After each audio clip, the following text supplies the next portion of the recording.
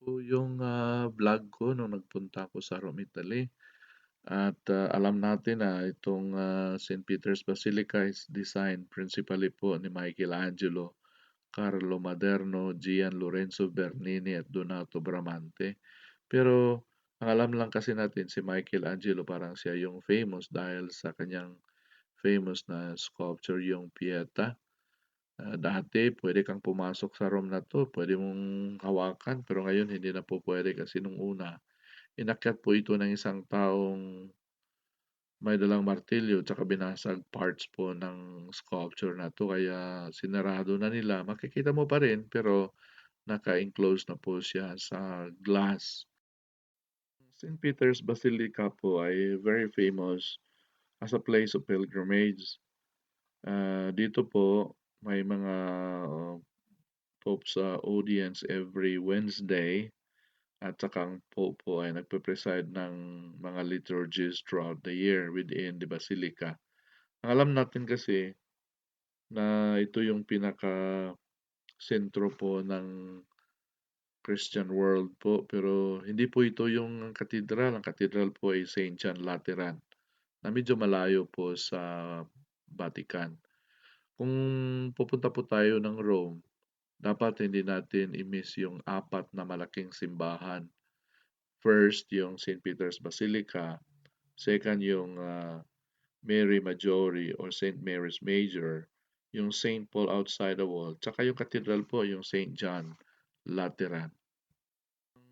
Mother Church po of all churches in communion with the Catholic Church, ang Mother Church po is yung Archbasilica of St. John Lateran. However, yung St. Peter's Basilica is the Pope's principal church in terms of use kasi dito po ginagawa nila yung mga liturgical celebrations. Yung makikita nating tunnel, ito po yung tunnel galing po sa school namin Yan, doon sa North Pontifical College. mga nagbigay. Dito nag-aaral ang mga Picture, estudyante mother, galing picture. Amerika, mga nagseseminaryo. Pero yun ang parang labasan, Yan, parang usually maraming tao. secret na tunnel papunta ng Vatican. Ito yung right Ano daw? side ng Vatican. At ito yung first time na makikita ko po yung Saan ba ang main entrance? St. Peter's Sa Basilica. kabila. Mga entrance ito. Kasi napapaligiran pa rin ng mga ganito. Ah, Yan ang square. oh wow. Pakalaki.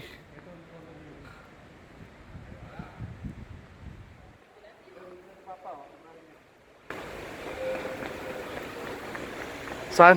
Yan ang bahay ng San Papa. Yan. Yeah. Yun pag nagbe-blessing siya. Nagbigay ng blessing diyan sa window. Kapatid, ang Vatican City po is considered na pinakamaliit na country sa buong mundo. Tsaka Oh yung my Santo Papa po goodness. is parang presidente. Ang Vatican po is an I independent don't know. city-state. Wow. Para siyang a country within a city, within a Kaya, country. Parang balik tayo Taal ulit. Di ba Volcano. may misa tayo bukas dito? By the way, ang May Vatican po is, it covers only kasi like may nakilala ko mga tao 100 na pupunta na acres. sila eh. Ha? At ito po, kung Oscar ikumpara Romero? natin sa size ng Central Park, parang 1/8 of the size Pero of New York Central Park lang. So, talagang ganda no? napakaliit ng country ito. Tapos ang Vatican po, nag-print po sila ng Font. kaugaling ng sariling stamps. Ah, May that was sarili po long silang time ago. mga passport, license Anong year kaya ito? numbers, at nag-ooperate po sila ng mga media outlet. Meron sariling flag din po ang Vatican. Ang history po ng Rome is napaka-gruesome kasi nung year 64 nasunog po ang Rome tsaka ang na-blame po yung mga Christians. So Emperor Nero said that it was the Christians na nagsunog or started the Who's the blaze, so Vaticano? in-execute po niya lahat. Some of them were burned at stake at saka yung iba crucify nila, kasama na doon si Grabe St. ang mga Peter, poste. ang leader po ng mga apostles. Tsaka siya po yung nabinyagan na first bishop of room, tsaka siya po'y nilibing po So nadagdagan na naman ng on mga a shallow grave on Vatican Hill. Kaya nung tinayo po ang basilikang ito, yung main altar sa baba po niyan is yung tomb ni Saint Peter. At I'm so blessed na on first day po nang nagpunta kami sa Vatican, nagmisa po kami. Sa harap po namin yung libing ni Saint Peter. At isang very honored and very moving. Biruin mo, nagmisa po kami sa harap mismo sa libing ni Saint Peter. At nang maging emperor po si Constantine, siya po yung nag-start ng construction of the original basilica atop the ancient burial ground of Saint Peter. At saka talagang dinisenyo nila na yung tomb po ni Saint Peter is dun talaga sa harap ng altar or sa baba ng altar. Ito yung mga kasama ko mga pare, ito yung residence po namin. At beside our building is yung seminary po ng mga estudyante ng Calories. Basilica That's Basilica. We'll cut it up and bring it out to you. I'll bring out the digestivi. And unlike last night, because the first night special, the digestivi will not be delivered to you. They'll be over there. So please get off your behinds and go get the digestivi. But we'll bring the cake to you, okay? And you can bring. Ito po yung second day namin. Nagpunta kami balik na naman sa loob ng Vatican para misa kami doon. Tsaka nakita po namin yung talaga yung tomb ni Saint Peter po. Nga pala yung second day namin sa Rome. At kung napansin po ninyo, sa harap ng St. Peter's Basilica, may obelisk na nasa gitna ng St. Peter's Square, yung Piazza di San Pietro. At ito pong obelisk na to is galing pa po sa Egypt, was transported from Egypt in year 37 ni Caligula. At biruin niyo po, napakabigat po nito, 350 tons, pero talagang in one piece of red granite na galing pa po sa Egypt. It was erected for an Egyptian pharaoh more than 3,000 years ago. And so it was moved to St. Peter's Square. And marami pong mga theory po na ito po ay isang uh, parang sundial. Pero yung iba sabi nila, baka may nilibing dyan sa baba po nito. Loob ng St. Peter's Basilica, napakalaki, napakaganda. It's just amazing to see this beautiful altar of St. Peter. Nung panahon po na na-establish yung secular government sa Italy, talagang kinuha nila lahat ng properties ng Vatican. They seized all the land of the Papal States with the exception of the small patch of the Vatican. Kaya ayaw umalis talaga ng Santo Papa that time. And there was a sort of Cold War between the church and the Italian government. Ang Santo Papa po, he refused to recognize yung authority of the Kingdom of Italy that time. And the Vatican remained beyond Italian national control. It was during the time po ni Pope Pius IX po na he, pro- he proclaimed himself as prisoners of war or prisoners of the Vatican. So for 60 years, yung mga Santo Papa, they refused to leave the Vatican and submit to the Italian government.